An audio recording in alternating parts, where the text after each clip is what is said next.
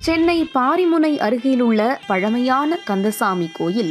ஒரு சமயம் முருகனடியார்கள் எல்லாம் ஒன்று கூடி கோயிலுக்கு உற்சவ விக்கிரகம் உருவாக்க வேண்டும் என்று முடிவெடுத்தனர்.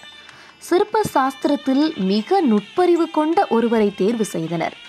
சிற்பியிடம் உற்சவ முருகனாக பஞ்சலோகத்தில் விக்கிரகம் ஒன்றை வார்த்து தரும்படி ஒப்படைத்தனர்.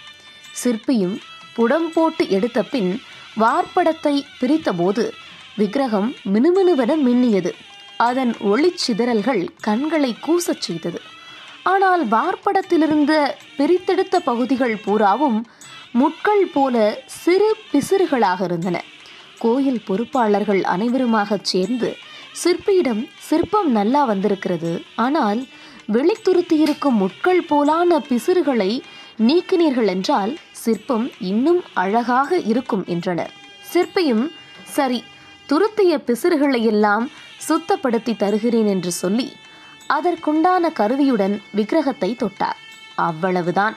சிற்பத்தை தொட்ட மாத்திரத்தில் மின்சாரம் தாக்கியவர் போல் தூர போய் விழுந்தார். பக்கத்தில் இருந்தவர்கள் ஓடி வந்து சிற்பியை தூக்கி வைத்து ஆசுவாசப்படுத்தி, என்ன ஆயிற்று ஐயா என்றனர். சிற்பியோ, என் தேகமெல்லாம் மின்சாரம் பாய்ந்தது போலிருக்கிறது, ஒரே பதட்டமாக இருக்கிறது என வாய் குழறி குழறி கூறினார். இந்த விக்கிரகம் நீரு பூத்த அனலாக இருக்கிறது, இதை சுத்தம் செய்யும் தகுதியோ சக்தியோ எனக்கில்லை என்றார். என்னால் முடியாது என்று சொல்லிவிட்டு போய்விட்டார். அந்த விக்கிரகத்தை தீண்ட பயந்து வழிபாட்டுக்கு எடுத்துக்கொள்ளாமல் பாதுகாப்பாக வைத்து பூட்டிவிட்டனர்.